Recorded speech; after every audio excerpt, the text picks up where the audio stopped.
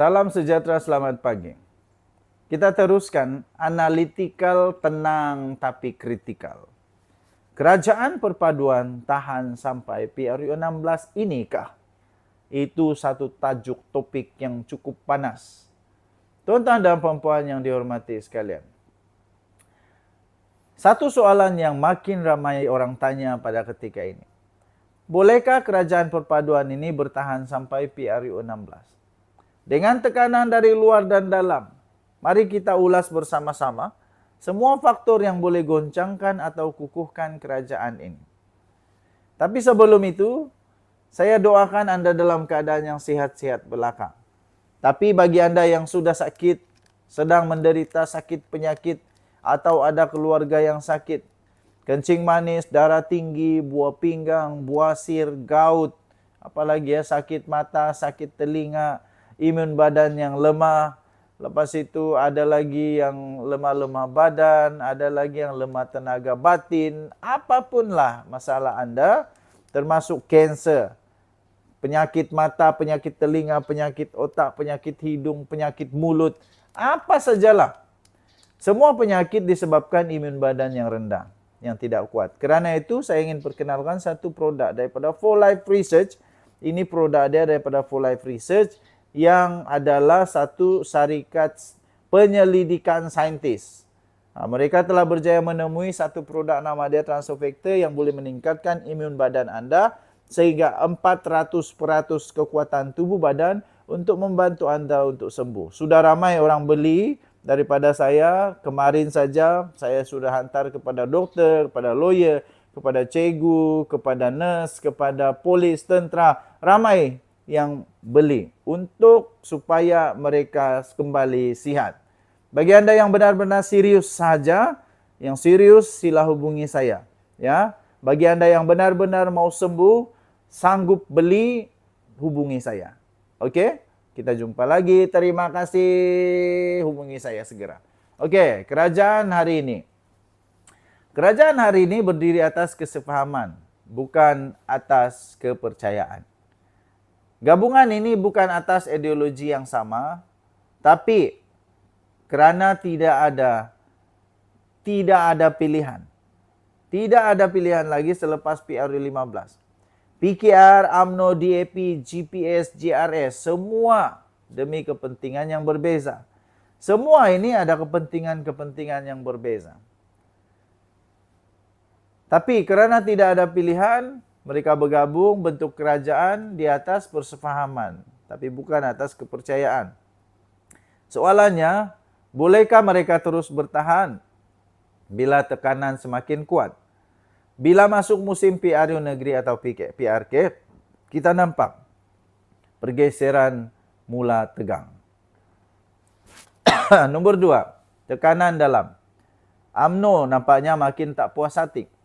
Kenyataan Akmal Saleh, akar umbi marah, Zahid makin diasak. Ramai dalam UMNO rasa maruah parti dikorbankan untuk selamatkan Datuk Seri Anwar Ibrahim. Jika UMNO keluar, kerajaan perpaduan boleh roboh sekelip mata. Tekanan luar. Perikatan Nasional sedang menunggu. PN. Perikatan Nasional pembangkang tegar. Perikatan Nasional main isu ekonomi, isu agama, isu bangsa Melayu. Ini kawasan paling lemah kerajaan sekarang. Ini kawasan paling lemah kerajaan sekarang.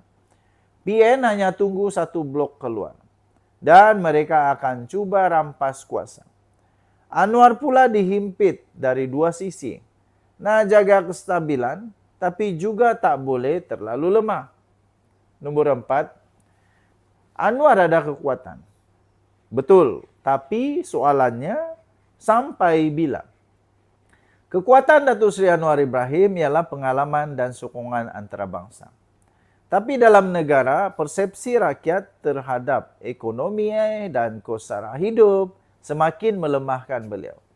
Kalau tiada kejayaan ketara dalam tempoh 12 bulan, rakyat boleh tukar angin. Kesimpulannya tuan-tuan dan puan-puan, kerajaan perpaduan ini boleh bertahan tapi rapuh. Bergantung kepada 3 perkara utama. Nomor 1, adakah UMNO akan dapat terus setia? Nomor 2, adakah Anwar Ibrahim mampu untuk beri hasil yang nyata? Dan nomor 3, adakah Perikatan Nasional akan tunggu atau gugat lebih awal? PRU 16 akan jadi medan sebenar. Tapi game over mungkin berlaku lebih awal. Apa pendapat tuan-tuan dan puan-puan?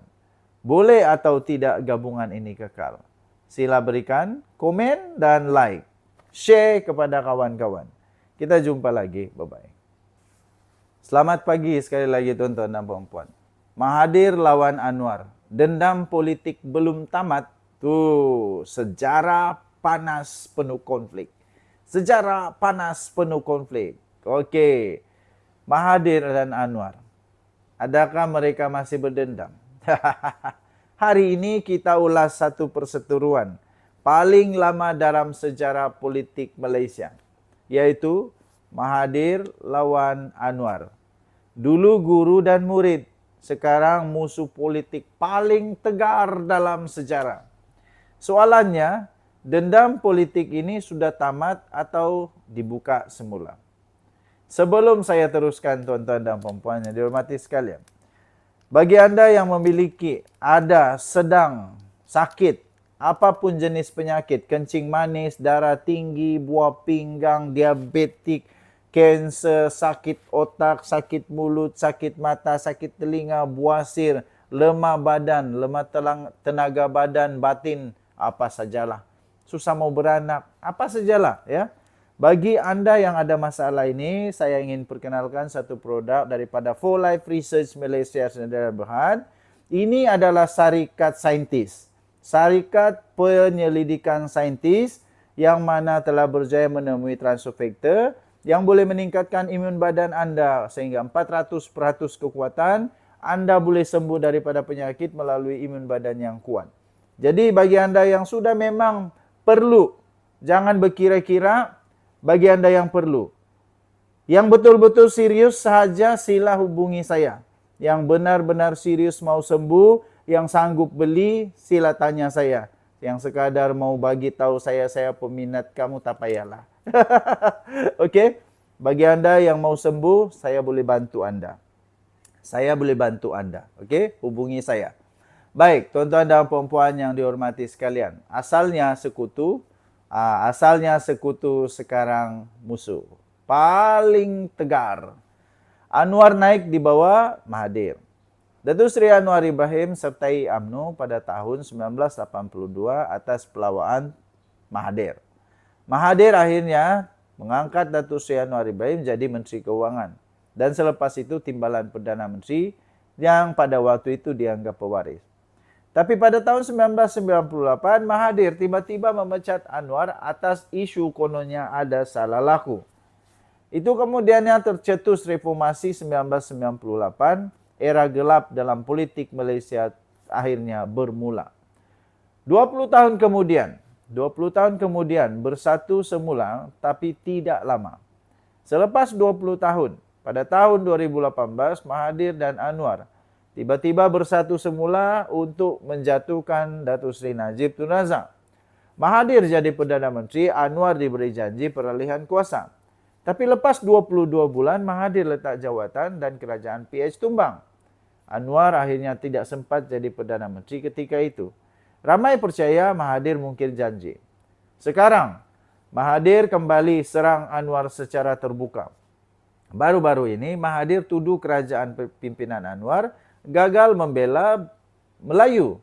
Kata-katanya mirip strategi untuk bangkitkan kemarahan Melayu luar bandar. Anwar pula jawab dengan sinis, menempelak Mahathir dengan sejarah lamanya. Rakyat kini melihat ini sebagai episod baru dalam dendam lama yang belum padam. Apa Mahathir mahu sebenarnya? Mahathir tahu dia tak mungkin jadi Perdana Menteri lagi. Tapi dia masih mahu jadi kingmaker. Walaupun dia pernah sebut, kalau dia jadi Perdana Menteri, dia akan buat ini. Tapi dia tahu dia tidak akan jadi Perdana Menteri lagi. Tapi dia masih mahu jadi kingmaker. Dia mungkin mahu, nomor satu, mungkin mahu menjatuhkan Anwar sekali lagi. Beliau mungkin juga mau untuk mengangkat tokoh lain ikut acuan dia. Dia juga mungkin mau atau pastikan warisan politiknya tidak dilenyapkan oleh reformasi. Jadi tuan-tuan dan puan-puan yang dihormati sekalian, Mahathir dan Anwar bukan sekadar tokoh. Mereka adalah simbol dua ideologi berbeza. Satu mahu orde lama diteruskan. Satu lagi mahu ubah sistem. Tapi sampai bila rakyat jadi mangsa perseteruan mereka? Adakah masa depan politik kita masih dikawal dua watak lama ini? Anda lihat dan nilai sendiri. Tulis komen, jangan lupa subscribe tuan-tuan dan puan-puan. Kita jumpa lagi, bye-bye.